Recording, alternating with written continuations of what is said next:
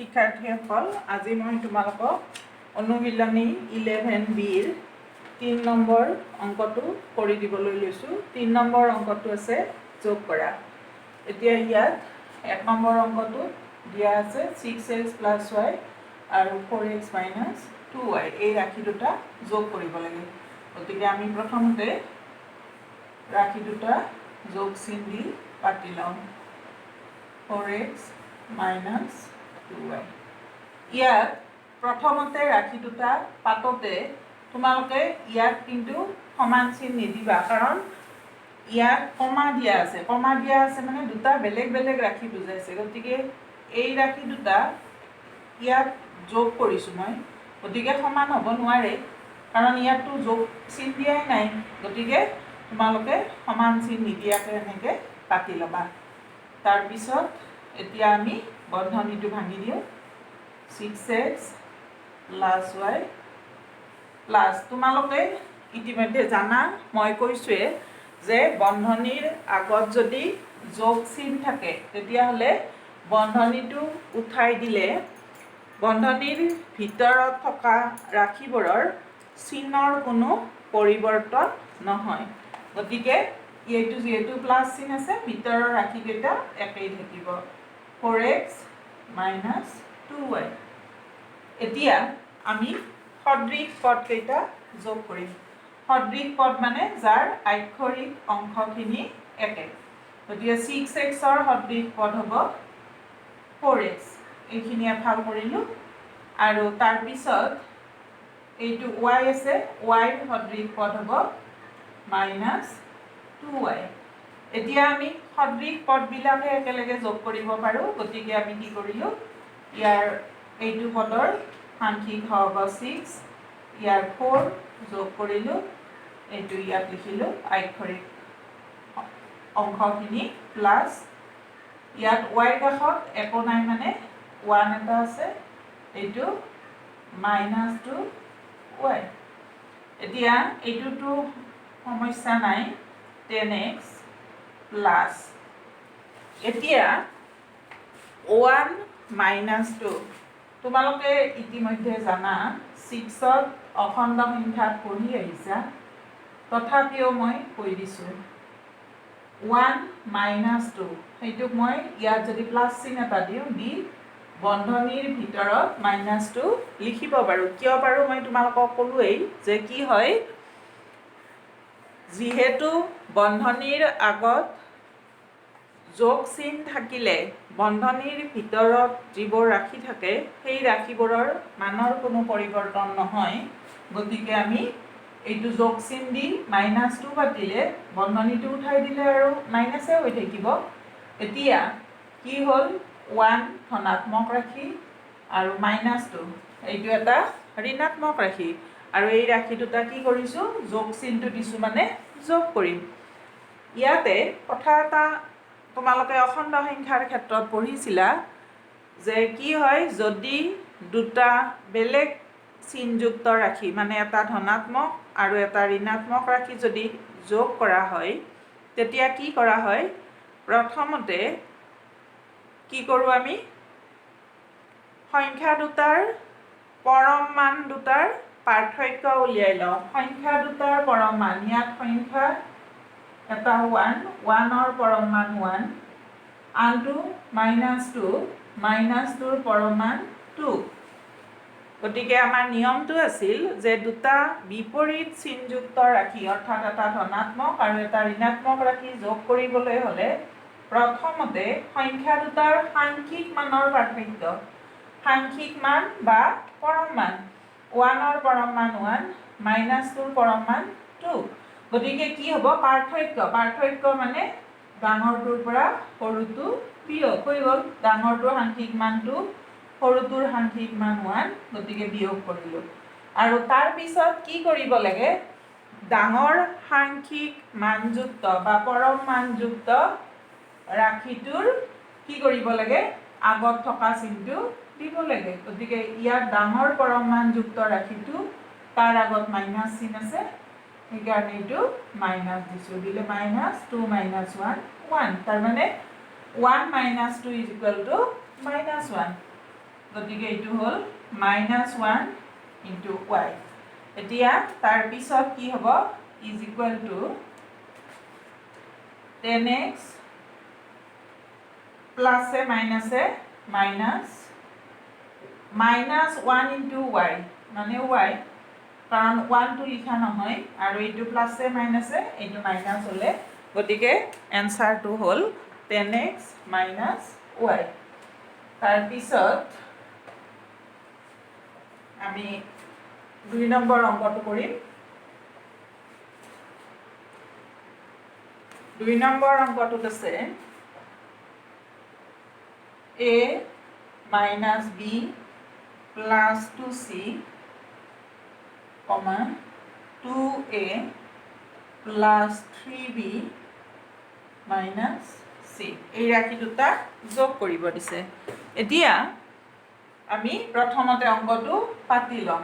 যোগ চিন দিলো দি এনেকে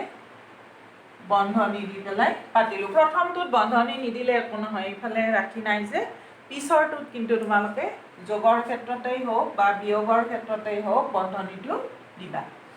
এতিয়া মই বন্ধনীটো প্ৰথমতে ভাঙি ল'ম মই আগতে ইতিমধ্যে ক'লোৱেই যে বন্ধনীৰ আগত যোগ চিন থাকিলে বন্ধনীটো ভাঙি দিলে বন্ধনীৰ ভিতৰত থকা ৰাশিবোৰৰ চিনৰ কোনো সলনি নহয় গতিকে 2a plus 3b minus c এতিয়া সদৃশ পদবিলাক একফাল কৰিম a আৰু a থকা ৰাশি আছে 2a আৰু নাই b minus b plus 3b তাৰপিছত c এইটো 2c minus c এতিয়া এই দুটা সদৃশ পদ এই দুটা সদৃশ পদ এই দুটা সদৃশ পদ এতিয়া আমি যোগ কৰোঁ এৰ কাষত এইটো এৰ কাষত একো নাই মানে 1 এটা আছে এইটো প্লাছ এইটো 2a তাৰ পিছত এইটো আছে কি আমি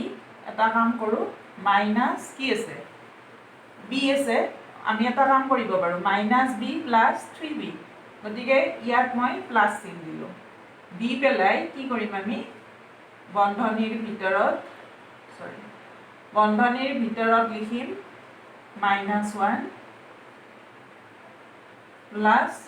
3 এইটো 3 আৰু প্লাছ ইয়াত 2 চিৰ কাষত একো নাই মানে 1 আছে c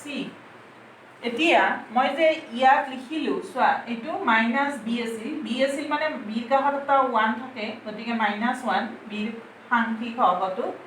এতিয়া মই কি কৰিছোঁ প্লাছ চিনটো দিছোঁ দি -1 লিখিছোঁ গতিকে বন্ধনী ভাঙি দিলেতো আমাৰ একো পৰিৱৰ্তন নহয় গতিকে কি হ'ব আমি বন্ধনীটো ভাঙি দিলে প্লাছ আছে যিহেতু বন্ধনী উঠাই দিলে এইটো -1 হ'ব মানে -1 আৰু বিটো আছে -b আৰু প্লাছ 3 ইনটু b 3b এতিয়া 1 plus 2 3a প্লাছ আগৰটোৰ দৰে মই যে বুজাই দিছিলোঁ 1 ঋণাত্মক ৰাশি আৰু 3 ধনাত্মক ৰাশি গতিকে ইহঁত দুটাৰ পৰম মান -1ৰ পৰম মান -1ৰ পৰম মান 1 আৰু 3ৰ পৰম মান 3 গতিকে 3টো ডাঙৰ গতিকে পাৰ্থক্যটো উলিয়াম 3 - 1 পৰম মানৰ পাৰ্থক্য উলিয়ালোঁ তাৰপিছত ডাঙৰ ৰাশিটোৰ আগত কি চিন আছে প্লাছ ডাঙৰ পৰম মান যুক্ত ৰাশি 3ৰ আগত প্লাছ চিন আছে গতিকে এইটো প্লাছ হ'ব আৰু বিটো থাকিব প্লাছ এইটো 2 - 1 ইনটু 1 c 1টো নিলিখিলেও হ'ব অকল c লিখিবও পাৰিবা তাৰপিছত 3a এইটো প্লাছ আমি আৰু যিহেতু এইটোও প্লাছ একো সলনি নহয় গতিকে আমি বন্ধনী নিদিওঁ 3 - 1 2 b প্লাছ 1 ইনটু c এইটো হ'ল উত্তৰ আমাৰ উত্তৰটো পালোঁ 3a plus 2b plus c তাৰপিছত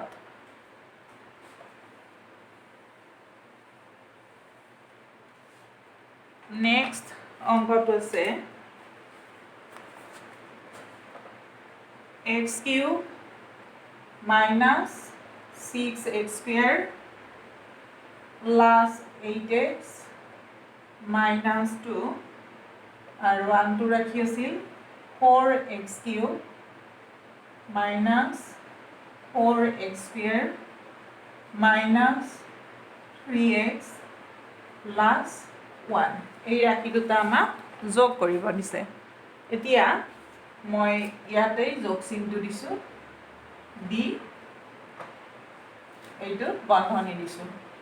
দি আমি আৰম্ভ কৰিছো x cube minus 6x square plus 8x minus 2 যেহেতু বন্ধনীৰ আগত প্লাস চিন আছে গতিকে ভিতৰৰ ৰাশিবোৰৰ কোনো পৰিৱৰ্তন নহয় গতিকে আমি ইয়াকে লিখিম 4x cube minus 4x square minus 3x plus 1 এতিয়া আমি সদৃশ পদবিলাক এফাল কৰোঁ x cube আৰু x cube থকা ৰাখি এইটো 4x cube plus 4x cube তাৰ পিছত minus 6x square minus 4x square তাৰ পিছত plus 8x minus 3x তাৰ পিছত minus 2 plus 1 এতিয়া যোগ কৰোঁ x কিউবৰ হৰগ plus 1 plus এইটোৰ হৰগ 4x কিউব তাৰ পিছত আমি এটা কাম কৰোঁ ইয়াত প্লাস চিন দিওঁ দি বন্ধনীৰ ভিতৰত -6 এইটো -4 x স্কয়াৰটো থাকিব মই আকৌ কৈছোঁ কিয় প্লাস চিনটো দিলোঁ যে প্লাস চিনটো দিলে যেতিয়া আমি বন্ধনীটো ভাঙি দিম তেতিয়া ৰাশিটোৰ মান বন্ধনীৰ ভিতৰৰ ৰাশিবোৰৰ চিনৰ কোনো পৰিৱৰ্তন নহয় গতিকে -6x square minus 4x square থাকিব মাত্ৰ আমাৰ সুবিধাৰ বাবে আমি দি লৈছোঁ 8 minus 3x ইয়াতো প্লাস চিন এটা দিওঁ দি পেলাই -2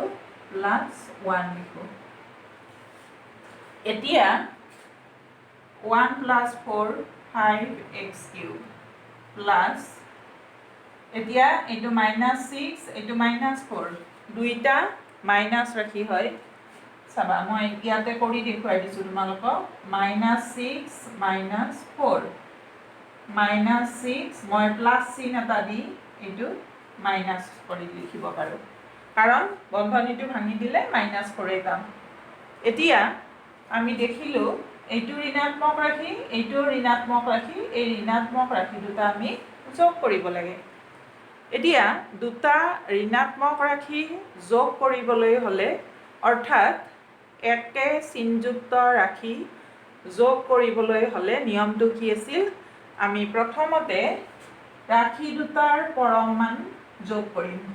-6ৰ পৰম মান +6 তোমালোকে জানা শূন্যৰ পৰম মান 0 আৰু তাৰ বাহিৰে ধনাত্মক আৰু ঋণাত্মক সকলো সংখ্যাৰে পৰম মানবিলাক ধনাত্মক হয় গতিকে ইয়াত আছে -6ৰ পৰম মান 6 -4ৰ পৰম মান 4 গতিকে আমি দুইটা ৰাশি যোগ কৰোঁ আৰু তাৰ আগত ৰাশি দুটাত থকা চিনটো দিব লাগে মই আকৌ কৈছোঁ যে দুটা একে চিনযুক্ত ৰাশি যোগ কৰিবলৈ হ'লে প্ৰথমতে ৰাশি দুটাৰ সাংখ্যিক মান বা পৰম মান দুটা যোগ কৰিব লাগে আৰু তাৰ পিছত সংখ্যা দুটাৰ আগত থকা চিনটো দিব লাগে ইয়াত আমি প্ৰথমতে -6ৰ পৰম মান 6 লিখিছোঁ -4ৰ পৰম মান 4 যোগ কৰিছোঁ আৰু তাৰ বন্ধনীৰ আগত ৰাশি দুটা বিয়োগ চিন আছিল গতিকে বিয়োগ চিনটো দিছোঁ তাৰমানে কিমান হ'ল -10 তাৰমানে -6 - 4 is equal to -10x square এইডাল বন্ধনী নিদিলেও হ'ব আৰু দ্বিতীয় বন্ধনীৰ ইয়াত প্ৰয়োজন নাই গতিকে মই কাষত কৰি দিছোঁ -10x square plus 8 - 3 5x একেদৰে ইয়াতো কি হ'ব -2 চাবা এইখিনি মই মচি দিছোঁ দি পেলাই -2 + 1 কৰি দিছোঁ মই -2 + 1 কি কৰিম আমি দুটা বেলেগ চিনযুক্ত ৰাখি গতিকে যোগৰ ক্ষেত্ৰত মই অলপ আগতে ক'লোৱে আন এটা অংকত যে কি কৰিব লাগে পৰম মান দুটাৰ পাৰ্থক্য এতিয়া -2ৰ পৰম মান 2 1ৰ পৰম মান 1 গতিকে পাৰ্থক্য উলিয়া মানে ডাঙৰটোৰ পৰা সৰুটো বিয়োগ কৰিম কৰিলে 2 - 1 হ'ল আৰু আগত কি চিন দিব লাগে ডাঙৰ পৰম মানযুক্ত ৰাশিটোৰ আগত থকা চিন ডাঙৰ পৰম মানযুক্ত ৰাশিটো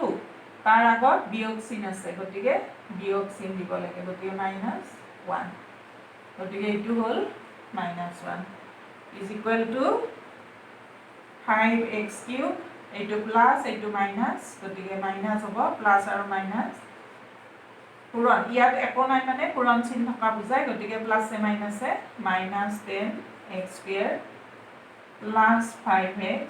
ইয়াতো একেদৰে প্লাছে মাইনাছে বুলিও ভাবিব পাৰা বা বন্ধনীটো ভাঙি দিয়া বুলিও ভাবিব পাৰা ভাঙি দিলে বন্ধনীটোৰ আগত যিহেতু যোগ চিন আছে চিনৰ পৰিৱৰ্তন নহয় গতিকে -10 টো -10 থাকিব একেদৰে ইয়াতো যোগ চিন আছে গতিকে বন্ধনীটো ভাঙি দিলে ভিতৰৰ ৰাশিটো একে থাকিব অৰ্থাৎ -1 হ'ব এইটো হ'ল উত্তৰ কিমান পালো 5x³ -10x² প্লাছ 5x -1 তাৰপিছত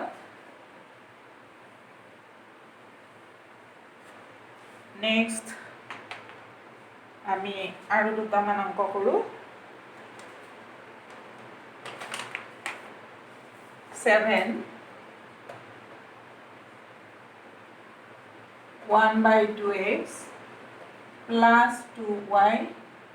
প্লাছ 8 কমা আছে ইয়াত আছে -3/2y প্লাছ 6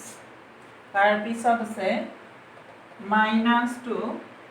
প্লাছ 1/2x ইয়াত তিনিটা ৰাশি যোগ কৰিব দিছে এতিয়া মই কমা কেইটা আঁতৰাই প্লাছ চিন দি বন্ধনীৰ ভিতৰত ৰাশি কেইটা লিখিছোঁ এতিয়া আমি প্ৰথমতে বন্ধনীবোৰ ভাঙি দিওঁ 2y প্লাছ 8 বন্ধনীৰ আগত প্লাছ চিন আছে গতিকে একো পৰিৱৰ্তন নহয় তাৰমানে কিমান হ'ব এইটো প্লাছ -3/2y প্লাছ 6 তাৰপিছত এইটো প্লাছ -2 প্লাছ 1/2x মানে মই এইটো আৰু বন্ধনীটো ভাঙি এবাৰ বিয়োগ কৰি লিখা নাই এইটো প্লাছ চিন আছিল গতিকে কি হ'ব একেই থাকিব ৰাশিটো গতিকে আমি এই অকল ৰাশিটো একেই আছে মাত্ৰ ইয়াত দুটা ৰাশি আছিল বন্ধনীৰ ভিতৰত ইয়াত মই মাইনাছ চিন থকা ৰাশিটো লিখিছোঁ এতিয়া আমি সদৃশ পদবোৰ এফাল কৰোঁ 1/2x এইটো plus 1/2x plus 2y plus -3/2y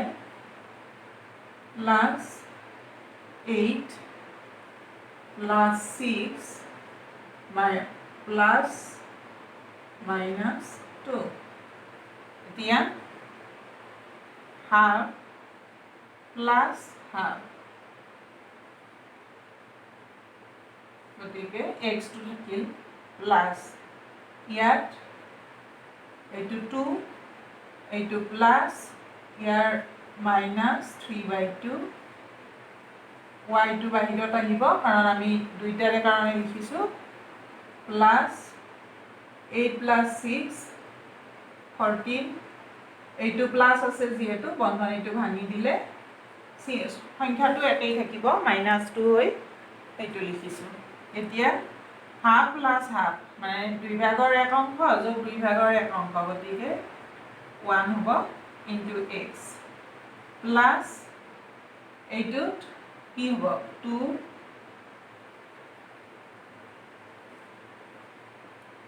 plus আছে যিহেতু গতিকে আমি বন্ধনীটো ভাঙি দিলে এইটো -3/2 হ'ব। ৰাশিটো একে থাকিব, আগত প্লাছ চিন আছে।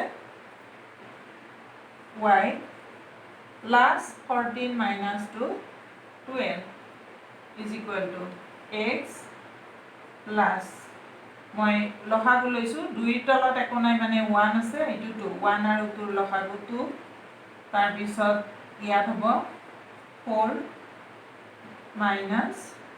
এইখিনি তোমালোকে জানা ইতিমধ্যে, তৃতীয় শ্ৰেণীৰ পৰা শিকি আহিছা। y plus 12 is equal to x plus 1/2 plus y থাকিব x প্লাছ 1/2